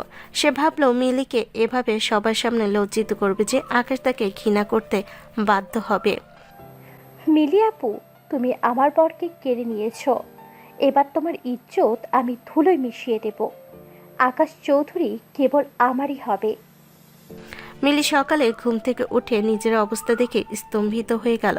তার দু চোখ বেয়ে জল গড়িয়ে পড়ছে। সে বুঝতে পারল আকাশ তাকে বাঁচালো, তার সম্মানটা কেড়ে নিয়েছে। শহরের এক নিস্তব্ধ বারে বসে আছে আকাশ। সামনে রাখা গ্লাসটা বারবার ভরে উঠছে আর খালি হচ্ছে। আকাশের চোখগুলো লাল, শার্টের হাতা গোটানো, তার চারপাশটা ধোঁয়ায় আচ্ছন্ন। পাশে বসা সজল আর রাব্বি আকাশের এই অবস্থা দেখে শিউরে উঠছে। যে ছেলেটা এক সপ্তাহ আগেও খুশিতে নেচে বেড়াত, সে আজ বিষাদের প্রতিমূর্তি। আকাশ এক চুমুকে গ্লাসটা শেষ করে টেবিলে সজল রাখলো। তার চোখে জল টলমলো করছে। ভাই, আমার জীবনটা কেন এমন হয়ে গেল? যাকে ভালোবাসলাম সে আজ আমার পর হয়ে গেল, আর যাকে ঘৃণা করতাম সে আজ আমার বিছানায়। দিতি আমাকে ঘৃণা করছে, আর মিলি আপু, উনি কেন আমার সাথে এমন জালিয়াতি করলো? সজল আকাশের কাঁধে হাত রাখলো। এবার আর হাসি ঠাট্টা নয়, সজলের গলায় এক গভীর গাম্ভীর্য। আকাশ, তুই কি আসলে বন্ধ? আমরা মিলি আপুকে অনেকদিন ধরে চিনি, কলেজের সেরা স্টুডেন্ট। আত্মসম্মান যে একটা ইঞ্চি ছাড়া দেয় না। সে কি সম্পত্তির লোভ তো বাসর ঘরে গিয়ে বসবে? এটা কি তোর বিশ্বাস হয়? ঠিক বলেছিস সজল। আকাশ, তুই ভেবে দেখ, মিলিয়াবু যদি লোভী হতেন তবে তো তুই যেদিন প্রথম প্রপোজ করেছিলি সেদিনই সে লুফে নিত। তুই তো কোটিপতির ছেলে, কিন্তু দিতির স্বভাব আমরা সবাই জানি। ও তোর টাকার প্রেমে পড়েছিল, তোর নয়। আমরা তোকে বলতে চেয়েছি অনেকবার, কিন্তু তুই ভালোবাসায় অন্ধ ছিলি বলে সাহস পাইনি। কিন্তু বাবা মার ওই প্ল্যানটা, ওটা কি মিলি আপুর বানানো গল্প নয়? তোর বাবা মা কোনোদিনও মধ্যবিত্তকে পছন্দ করেন না। হুট করে তারা দিতিকে এত বড় করে বরণ করতে রাজি হয়ে গেলেন, এটা কি সন্দেহজনক নয়? আকাশ, তুই খোঁজ নে। মিলি আপু একা একাই সবার অত্যাচার সহ্য করছে। তোর বাড়ি আর নিজের বাড়ির সবাই ওনাকে শেষ করে দিচ্ছে। দেখিস ভালোবাসার অন্তত্বে যেন একটা নিষ্পাপ প্রাণ চলে না যায়। আকাশে কানে বন্ধুদের কথাগুলো তীরের মতো বিঁধতে লাগলো। সে কি আসলেও ভুল করেছে? এদিকে দিতি বসে নেই। সে জানতো আকাশ হয়তো মিলির ওপর একটু নরম হচ্ছে, তাই সে রেহেনা বেগমের সাথে মিলে এক নোংরা চাল চাললো। সে মিলির ঘরে গিয়ে মিলির অগোচরে তার বালিশের নিচে কিছু অপরিচিত পুরুষের ছবি আর একটা ড্রাগসের পুড়িয়ে রেখে দিল। সে চায় আকাশ যখন ঘরে ঢুকবে তখন সে যেন মিলিকে একজন দুর্চরিত্রা আর অপরাধী হিসাবেই দেখতে পায়। মিলি আপু, গতকাল রাতে আকাশ তোমার সেবার আড়ালে যাই করুক না কেন, আজ আমি তোমাকে এমনভাবে কলঙ্কিত করব যে আকাশ নিজের হাত দিয়ে তোমাকে বাড়ি থেকে বের করে দেবে। রাত তখন গভীর। আকাশ টলতে টলতে বাড়িতে ঢুকলো। তার মাথায় বন্ধুদের কথাগুলো ঘুরপাক খাচ্ছে। সে সোজা মিলির ঘরের সামনে গিয়ে দাঁড়ালো। দরজা খোলা ছিল। ভেতরে মিলি মেঝের ওপর বসে জানালার বাইরে তাকিয়ে কাঁদছে। গত রাতে সে শারীরিক নিবিড়তার পর মিলি নিজেকে অপরাধী মনে করছে। আকাশ ঘরে ঢুকে মিলির সামনে গিয়ে ধপাস করে বসলো। মদে কড়া গন্ধে মিলির নাক কুচকে এলো। মিলি, বলুন তো কেন করলেন এমন? আপনিও কি আমাকে ভালোবাসেন নাকি শুধুই দিতির ক্ষতি করতে চেয়েছিলেন? আপনাকে কেন ভালোবাসবো? কি যা তা বললেন? আর আমি দিতির ভালো চেয়েছিলাম আকাশ। আপনি আজও বুঝতে পারছেন না ওর মায়ার আড়ালে কি বিষ আছে। ঠিক তখনই দিতি ঝড়ে বেঁকে ঘরে ঢুকলো। পেছনে আকাশের মা রেহেনা বেগম। আকাশ, তুমি এখানে কেন? এই দেখো তোমার সতীলক্ষ্মী বড় আপুর আসল চেহারা। আমি ওর ঘরে এই জিনিসগুলো পেয়েছি। দিতি বিছানার চাদর উল্টে ফেলে কিছু আজেবাজে ছবি আর ড্রাগসের প্যাকেট বের করলো। আকাশ স্থির হয়ে তাকিয়ে রইল। রেহেনা বেগম চিৎকার শুরু করলেন। একই অঙ্গে এত রূপ!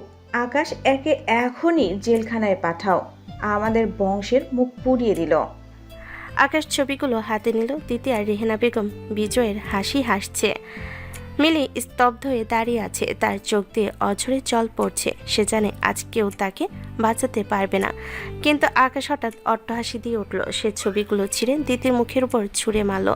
দিতি, তুমি খুব ছোট একটা ভুল করে ফেলেছো। এই ড্রাগস আমার বাড়ির সিসিটিভি ফুটেজে আমি পরিষ্কার দেখেছি কি আধ ঘন্টা আগে এই ঘরে ঢুকে বালিশের নিচে এইসব রেখে গেছে। দিতির মুখ মুহূর্তে ফ্যাকাশে হয়ে গেল। রেহেনা বেগম থতমত খেয়ে গেলেন। মা, দিতি, আমি বন্ধুদের কাছ থেকে সব শুনে এসেছি। বাবা মার সেই পাহাড়ি রিসর্টের প্ল্যানটাও আমি আজ কনফার্ম করেছি। স্বজন আমাকে ওই রিসর্টের ম্যানেজারের রেকর্ড শুনিয়েছে। মিলি যা বলেছে তা এক চুলো মিথ্যে নয়। আকাশ মিলে কাছে গিয়ে তার হাতটা শক্ত করে ধরল। আজ আর কোনো দ্বিধা নেই, কোনো ঘৃণা নেই, আছে কেবল সত্যের জয়। দিতি, তুমি আমার ঘর থেকে বের হয়ে যাও এই মুহূর্তে। আর মা, তোমরা যদি মিলিকে মেনে না নাও তবে আমি আজই এই বাড়ির ওয়ারিশ ছেড়ে মিলিকে নিয়ে রাস্তায় নামবো। আমি ভুল মেয়েকে ভালোবেসেছি। আসল হীরা হচ্ছে মিলি। মিলি অবাক হয়ে আকাশের দিকে তাকিয়ে রইল। যে ছেলেটাকে সে অপরাধী ভেবেছিল, আজ সে আকাশ তার জন্য নিজের পৃথিবীর বিরুদ্ধে লড়ছে। মিলির মনে হলো দীর্ঘ এক ঝড়ের পর আজ যেন নীল আকাশে রামধনু উঠেছে। দিদি ধরা পড়া চোরের মতো চলে গেল ঠিকই। আকাশে সেই রুদ্রমূর্তির পর চৌধুরী ভিলায় কয়েকদিন এক বিচিত্র শান্তি বিরাজ করছিল। কিন্তু এই শান্তি ছিল ঝড়ের আগের স্তব্ধতা। দিদি আর অপমানে প্রতিশোধ নিতে মরিয়া, আর রেহেনা বেগম নিজের হারানো আধিপত্য ফিরে পেতে ছটফট করছে। অন্যদিকে আকাশ আর মিলের সম্পর্কের সমীকরণ এক অদ্ভুত মোড় নিয়েছে। ঘৃণা আছে, কিন্তু তার উপর এখন জমা হয়েছে এক অদৃশ্য টানের কুয়াশা। দিতি তার নিজের বাড়িতে ফিরে গেলেও সে শান্ত হয়নি। সে জানত আকাশের বাবা মা এখনও মিলিকে সহ্য করতে পারছে না। সে রেহেনা বেগমের সাথে গোপনে যোগাযোগ করে এক নতুন পরিকল্পনা করলো। দিতি রেহেনা বেগমকে ফোনে করে। খালাম্মা, আকাশ এখন মিলির মায়ায় অন্ধ। আমাদের এবার সরাসরি মিলির উপর আঘাত করলেই চলবে না। আমাদের এমন কিছু করতে হবে যাতে মিলির কারণে আকাশের ব্যবসার বড় কোনো ক্ষতি হয়। আকাশ তার কেরিয়ার আর প্রপার্টি খুব ভালোবাসে, ওটাই ওর দুর্বলতা। তারা ঠিক করলো আকাশের অফিসের অত্যন্ত গোপনীয় কিছু ফাইল মিলির হাত দিয়ে পাচার করার নাটক সাজাবে, যাতে আকাশের মনে হয় দিতিকে ঠকানোর সাথে সাথে মিলি আসলে অন্য কোনো কোম্পানির স্পাই হয়ে এই বাড়িতে ঢুকেছে। এদিকে চৌধুরী ভিলায় মিলির দিনকাল এখন একটু ভিন্ন। সে নিজেকে রান্নাবান্নার কাজে ব্যস্ত রাখে, যাতে কারোর সাথে বেশি কথা বলতে না হয়। একদিন দুপুরে মিলি রান্নাঘরে খিচুড়ি আর ইলিশ মাছ ভাজছিল। হঠাৎ আকাশ টি শার্ট আর হাফ প্যান্ট পরে রান্নাঘরে ঢুকলো। উফ, কিসের গন্ধ এটা? আপনি কি পুরো বাড়ি পুড়িয়ে ফেলার প্ল্যান করেছেন নাকি মিলি? মিলি খুন্তি নাড়তে নাড়তে বলল, আপনার দামি রেস্টুরেন্টের খাবারের চেয়ে ওই পোড়া গন্ধ অনেক ভালো। আর আপনি এখানে কেন?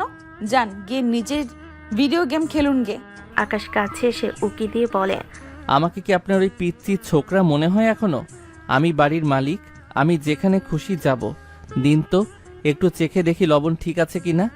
আকাশ চামচ নিতে গিয়ে মিলির হাতের সাথে ধাক্কা খেল। মিলি এক লহমাই সরে দাঁড়ালো।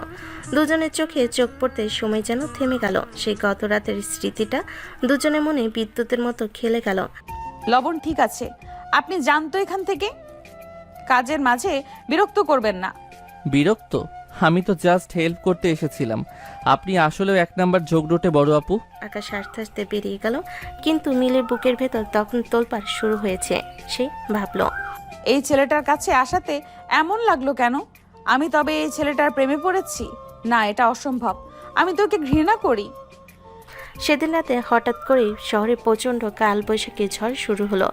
আকাশের ঘরে জানালাগুলো সজোরে আছড়ে পড়ছিল। মিলি ভয় পেয়ে আকাশের ঘরের দিকে দৌড়ে গেল। বিদ্যুৎ চলে যায়, পুরো বাড়ি অন্ধকার। মিলি অন্ধকারের মধ্যে হাঁটতে গিয়ে সরাসরি কারোর বুকের ওপর গিয়ে আছাড় খেলো। আকাশ শক্ত করে ধরে ফেলে।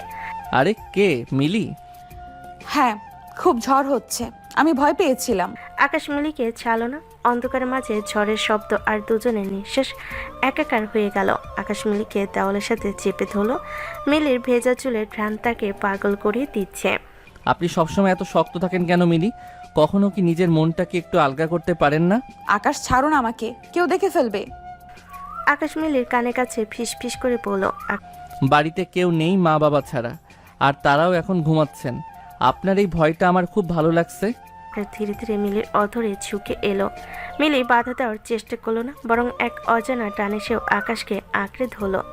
ঝড়ের শব্দের মাঝে দুজনের হৃদস্পন্দন মিশে গেল একাকার হয়ে। এটি ভালোবাসা কিনা তারা জানে না, কিন্তু শরীরের প্রতিটি শিরায় তারা একে অপরকে অনুভব করছিল। কোনো স্বীকৃতি বালাই নেই, কোনো প্রেমের কথা নেই, কেবল এক আদিম এবং বিশুদ্ধ আকর্ষণ। পরের দিন সকালে আকাশ যখন অফিসে যাওয়ার জন্য তৈরি হচ্ছে, তখন সে দেখলো তার জরুরি ফাইলগুলো ডেস্কে নেই। ঠিক তখনই রেহনা বেগম হন্তদন্ত হয়ে ঘরে ঢুকলেন। আকাশ দেখ, আমি বাগানের ডাস্টবিনে কি পেয়েছি। তোর এই গোপন ফাইলগুলো ছিঁড়ে ফেলার চেষ্টা করা হয়েছিল। আমি মিলিকে কাল রাতে তোর স্টাডির রুমের আশেপাশে ঘুরতে দেখেছি। আকাশ থমকে গেল। তার মনে হলো কাল রাতে সেই রোমাঞ্চ কি তবে কোনো কেবল একটা নাটক ছিল? মিলিকে আসলো কোনো চাল চালছে? আকাশের মনে সন্দেহ আর মিলির প্রতি জন্ম নেওয়া সেই হালকা অনুভবের মাঝে এক তুমুল যুদ্ধ শুরু হলো। সে মিলির ঘরে গিয়ে দেখলো মিলি খুব শান্ত মনে বই পড়ছে। আকাশ খুব ইচ্ছে হলো চিৎকার করে জিজ্ঞাসা করতে, কিন্তু সে পারল না। মিলি, যদি তুমি সত্যি বিশ্বাসঘাতকতা করে থাকো তবে আমি তোমাকে কোনোদিন ক্ষমা করব না, কিন্তু আমার মন বলছে তুমি এমনটা করতে পারো না। কিছু বলবে? হ্যাঁ, না মানে না, কিছু না। বলো না কি বলবে। মিলি, তুমি কি চাও? আমি সত্যি বুঝতে পারছি না কেন করছো এসব। মানে কি চাই? মানে কি বলছো? কিছুই তো বুঝতে পারছি না। বুঝতে তো আমি তোমাকে পারছি না, হচ্ছেটা কি এসব? আমার সাথে কিসের এত শত্রুতা তোমার? মিলি অবাক হয়, বইটা বন্ধ করে পাশে রেখে উঠে দাঁড়ায়। আকাশের কাছে গিয়ে বলে, কি হয়েছে খুলে বলো তো। কেউ কি তোমায় আবার কিছু বলেছে? ও তাই? সবাই আমাকে বলবে আর আপনি সাধু। আপনি কি করে জানলেন কেউ আমাকে কিছু বলেছে? না মানে এখন কিছুদিন যাবত তো এসবই হচ্ছে। হলেও আপনার কারণে হচ্ছে। আপনি কি করে পারলেন আমার ফাইলগুলো নষ্ট করতে?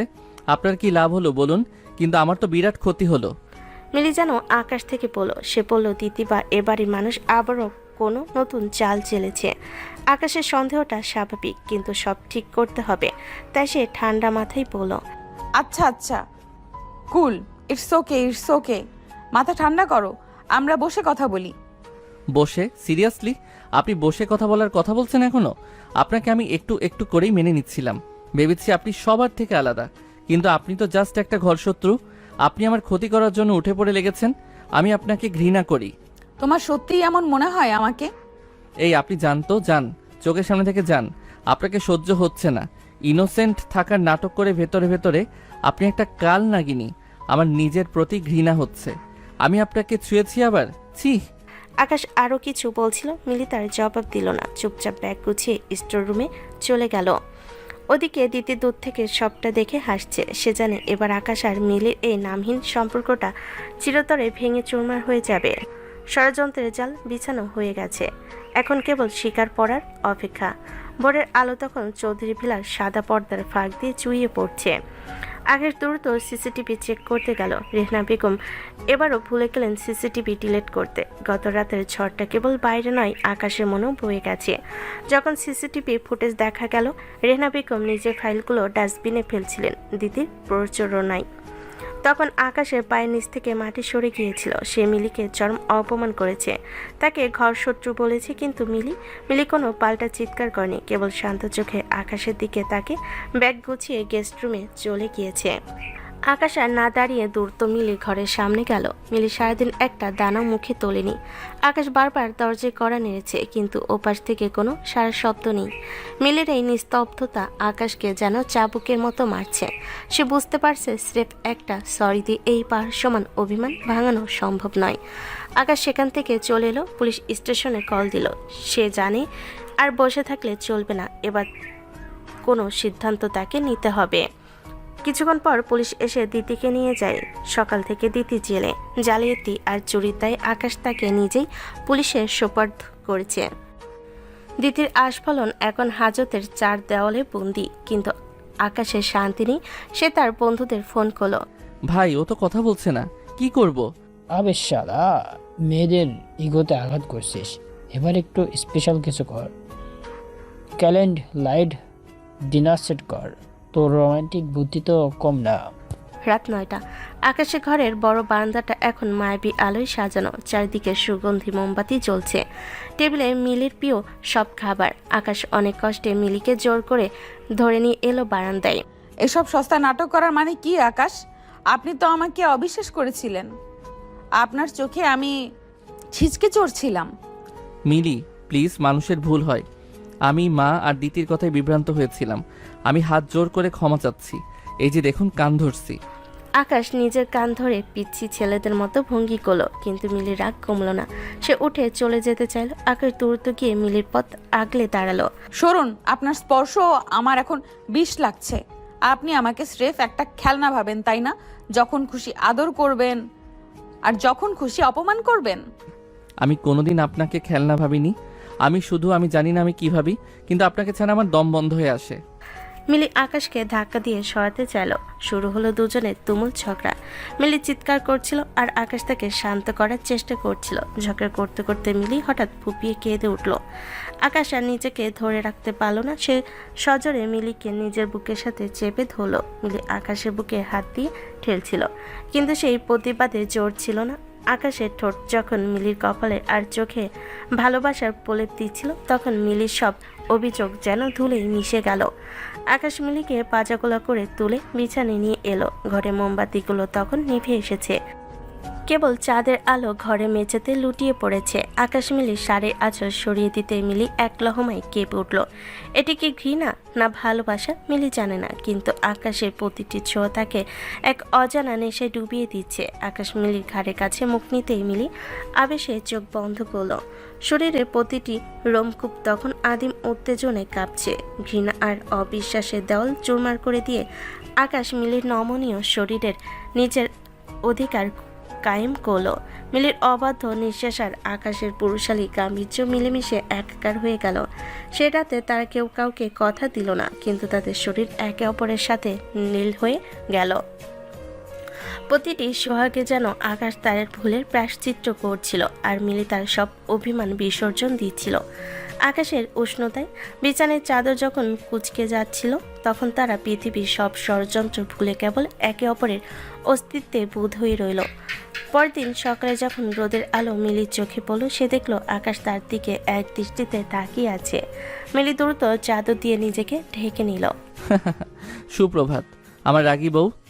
কাল যা হয়েছে তা আমি ভুলে যেতে চাই। আমি এখনো আপনাকে ক্ষমা করিনি। ও আচ্ছা, ক্ষমা করেননি বলেই বুঝি কাল রাতে আমাকে ওভাবে জড়িয়ে ধরেছিলেন। মিলি একটা বালিশ তুলে আকাশের দিকে ছুঁড়ে মারল। আকাশ হাসতে হাসতে বাথরুমে ঢুকে গেল। মিলি আয়নার সামনে দাঁড়িয়ে নিজের ঠোঁটে আঙ্গুল ছোয়ালো। তার ঠোঁটের কোণে এক চিলতে হাসি ফুটে উঠল, যা সে আকাশের সামনে স্বীকার করতে রাজি নয়। সকাল থেকে বাড়িতে হাসি রোল। আকাশের বাবা আজমল চৌধুরী এখন মিলিকে দেখে একটু অপরাধ বোধে ভুগছেন। তিনি সকালে ডাইনিং টেবিলে বসে মিলিকে উদ্দেশ্য করে বললেন, মিলিমা, আকাশ যদি তোকে আর কোনো দিন বিরক্ত করে আমাকে বলিস, আমি ওকে বাড়ি থেকে বের করে দেব। বাহ, কাল পর্যন্ত যে ডাইনি ছিল আজ সে মা হয়ে গেল। আমার কপালটাই খারাপ। মিলি আড়াল থেকে সব শুনছিল আর হাসছিল। দিদি এখন জেলে পড়ছে, তার কোনো অস্তিত্ব এই বাড়িতে নেই। কিন্তু আকাশ আর মিলির এই টক ঝাল মিষ্টির সম্পর্কের মাঝে আরও কত নাটক অপেক্ষা করছে তা কেবল সময় জানে। আকাশ এখন সুযোগ পেলে মিলির ওড়না টেনে ধরে, আর মিলি তাকে পিচ্ছি ছোকরা বলে খেপায়। ঘৃণা থেকে শুরু হওয়া এই গল্প এখন ভালোবাসার এক মায়াবী অরণ্যে প্রবেশ করেছে। এভাবেই কেটে গেল বেশ কিছুদিন। চৌধুরী ভিলায় ছাদের বাগানে আজ বসন্তের হাওয়া বইছে। জেল থেকে দিদি আর তার মায়ের কোনো খবর এ বাড়িতে পৌঁছায় না। আজমল চৌধুরী আর রেহনা বেগম এখন মিলির শান্ত স্বভাবে এতটাই মুগ্ধ যে তারা নিজেদের অতীতের ভুলের জন্য অনুতপ্ত। কিন্তু আকাশ আর মিলির মাঝে সে লুকোচুরি খেলাটা যেন শেষই হচ্ছিল না। কেউ মুখ খুলে বলছে না, অথচ দুজনের চোখ সারাক্ষণ একে অপরকে খুঁজে ফেরে। আকাশ ঠিক করলো অনেক হয়েছে পিচ্ছি ছোকরা আর ডাইনি খেলা। এবার সে মিলিকে আনুষ্ঠানিকভাবে নিজের করে নেবে। সে শহর থেকে দূরে এক নির্জন রিসোর্টে মিলিকে নিয়ে যাওয়ার ব্যবস্থা করলো। মিলি প্রথমে যেতে রাজি ছিল না, কিন্তু আকাশের সেই একঘেয়ে জেদের কাছে তাকে হার মানতে হলো। রিসোর্টটি সাজানো হয়েছে কেবল নীল আর সাদা ফুলে, ঠিক সেই নীল রঙের আভা যে রঙটি দেখে আকাশ প্রথমবার ভুল করে প্রেমে পড়েছিল।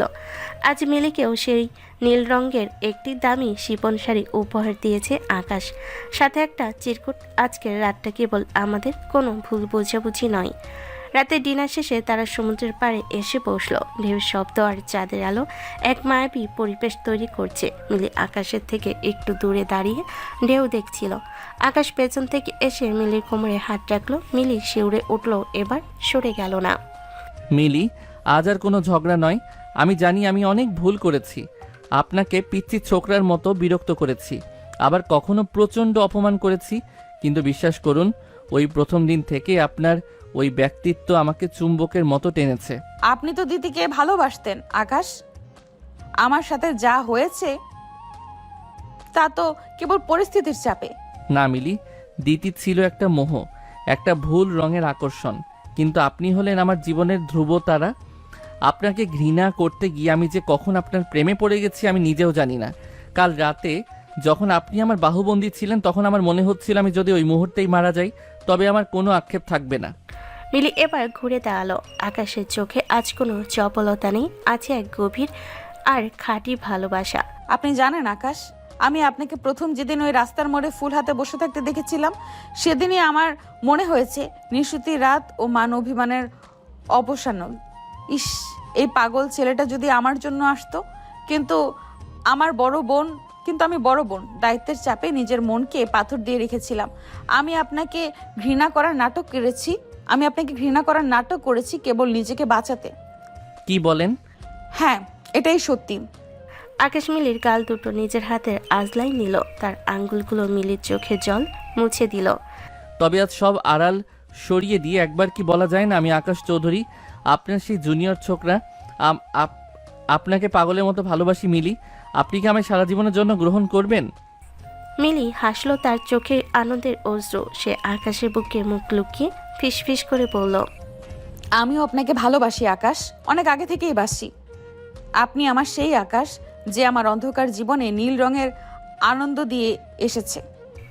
আকাশ মিলিকে পাজাকোলা করে তুলে নিল। সমুদ্রের ঢেউগুলো যেন তাদের এই মিলনকে স্বাগত জানিয়ে আরও জোরে গর্জন করে উঠল।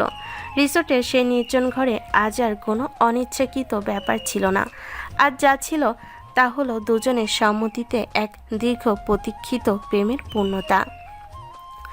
আকাশ মিলিকে বিছানায় শুয়ে দিয়ে তার কপালে এক দীর্ঘ চুম্বন এঁকে দিল। মিলির শাড়ির আঁচল আজ স্বেচ্ছায় লুটিয়ে পড়ল মেঝের ধুলোয়। অন্ধকার ঘরে নিস্তব্ধতা ভেঙে আজ কেবল দুজনে নিবিড় নিঃশ্বাসের শব্দ আর ভালোবাসার গুঞ্জনে শোনা যাচ্ছিল। সারা রাত তারা একে অপরের মাঝে হারিয়ে রইল। অতীতের সব গ্লানি আর অবিশ্বাসের ছাই উড়িয়ে তারা গড়ল এক নতুন পৃথিবী। সকালে যখন তারা হাত ধরাধরি করে চৌধুরী ভিলায় ফিরল, সবাই বুঝে গেল ঝড়ের সমাপ্তি হয়েছে। মিলি এখন আর কেবল এবাড়ির জালিয়াতি করা বউ নয়, সে এখন এবাড়ির প্রাণ। মা দেখো, তোমার বড় ছেলের জন্য কড়া 1 কাপ চা বানাতে বলো বড় বউকে। আমি এখন থেকে কেবল ওর হাতের চাই খাবো। মিলি মুচকি হেসে আকাশের দিকে তাকালো। সে চোখে আর রাগ নেই, আছে কেবল মায়া। আকাশ তার পিছু রান্নাঘরে গিয়ে আবার সেই দুষ্টামি শুরু করলো। ওন্না টেনে ধরা আর কানের কাছে আই লাভ ইউ বলা। আরে সরুন তো, পিচ্চি ছোকরা একটা। হ্যাঁ, আপনার এই পিচ্চি ছোকরাটাই আপনার বর, এখন সহ্য করতেই হবে। ঘৃণা থেকে শুরু হওয়া এক অসমাপ্ত সম্পর্কের গল্প আজ পূর্ণতায় এসে পৌঁছালো। আকাশ আর মিলির এই টকঝাল মিষ্টি প্রেম এখন চৌধুরী ভিলার প্রতিটি কোণে আনন্দের সুর হয়ে বাজে। নীল আকাশের নিচে মিলি আর আকাশের এই সংসার এখন এক রূপকথার চেয়েও সুন্দর।